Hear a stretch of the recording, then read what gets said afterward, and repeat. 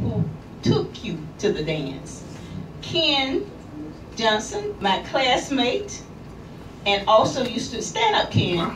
Let's give him a hand. He used to work for me, and now he works for the mayor's office. He is the top person that handles veterans issues. So thank you for your service. I'm going to be real brief. First of all, I was elected to the United States Congress in 1992. I was the first African American elected to Congress from Florida in 129 years. It was not out of the goodness of anybody's heart. I sued the state of Florida for 4 seats. The compromise was 3, and that's how L.C. Hastings, Carrie Meeks, and myself got elected.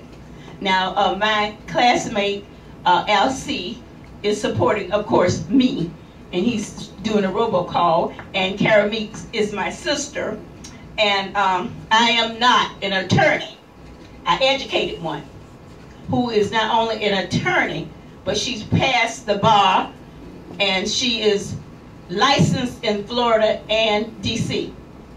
But let's talk about what I've done for the 20 plus years I've been in the United States Congress. I was the top Democrat in the country that handled veterans issues, period. You got a hospital here, the best in the country, the clinic. You got a new hospital in Orlando. It was like birthing a baby. It took me 25 years to get it, but it's there. And it is one of the best in the country. But of course, we got 15. In addition to that, cemetery in Jacksonville.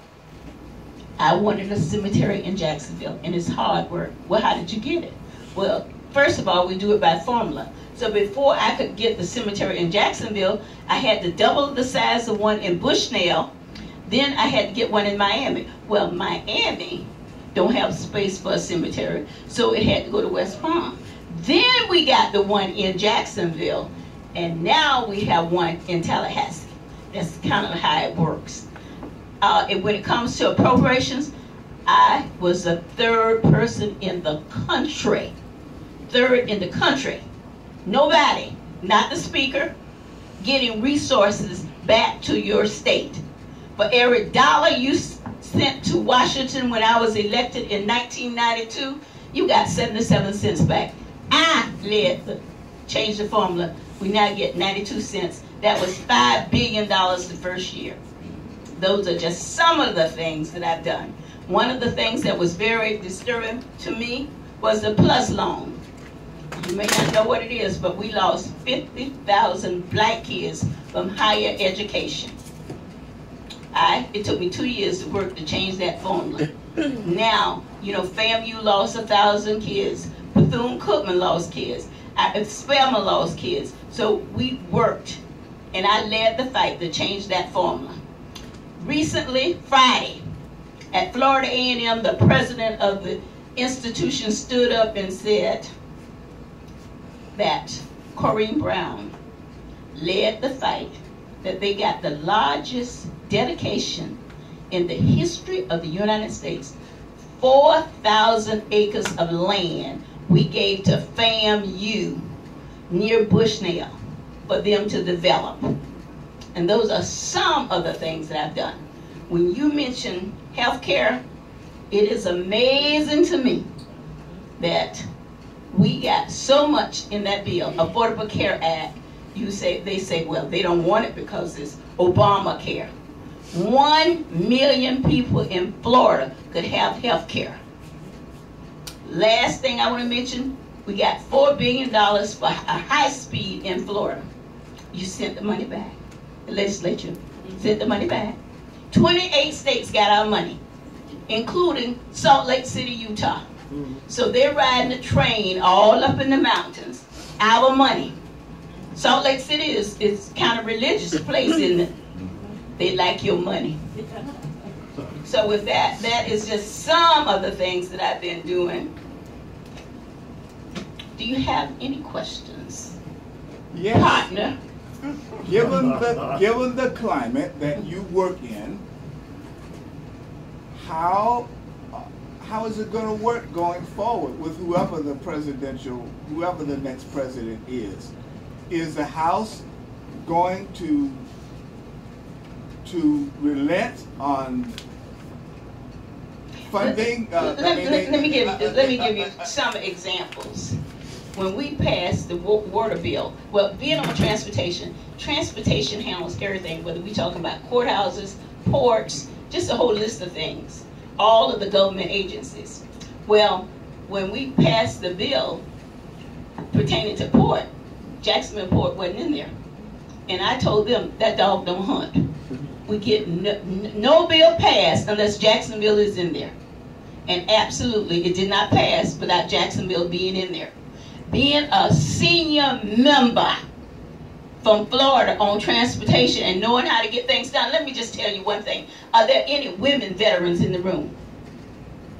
Okay, well, anyway, it's the fastest growing group, but it's also the group that has committed suicides more than anywhere else. And it is also a group that's homeless more than anywhere else. And so we have a women memorial, and that memorial didn't have any funding. And it used to have funding when we had earmarks. And so they told me, Corrine, we don't do earmarks anymore. I said, we in Congress do whatever we want to do. And so I was able to work with Congressman Crenshaw, the Democratic leaders in the House and the Senate, and we got $5 million in that bill for the Women's Memorial. I know how to work the system, and you clearly, in the Congress, it depends on your seniority and knowing how to get things done. This slogan, Corrine delivers, is not the milk truck. It used to be a slogan, they used to deliver milk. No. It's when any mayor, whatever, from any of my cities, you pick them up and call the phone, whether they Democrat or Republican. When they need something in Washington, they don't call the Republicans, they call me. And when you go to their offices and you talk to them, whether it's Crenshaw, I don't care who it is, they say, have you talked to her? Because if you haven't talked to her, that means the work will not get done. A lot of people talk the talk, but they don't walk the walk, and they don't know nothing about rolling the roll. Any other questions for the Congresswoman? Any other questions? Yes, ma'am. Yes, ma'am.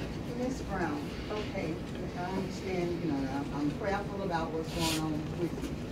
But if you happen to be found guilty, and the person that's running against you, and you win the primary, and you're found guilty after the primary, hey, listen, let's stop. No, we're going to stop it right there. Okay, let's just stop it right there. Well, no, well, I don't care what you have to say. Let me just say, no, I don't care what you say. If I'm found guilty, accusation doesn't mean anything. And if you pull up the song, if you pull up the scripture, it says, when someone presents the case, sounds good until they cross-examine. Now, so I'm not getting into any of that. The point is, when I win the primary, when I win the primary and the general, then the legal team is doing what they need to do. And one of the reasons why I got indicted was they want to take me out and put in who and what. You better leave me alone.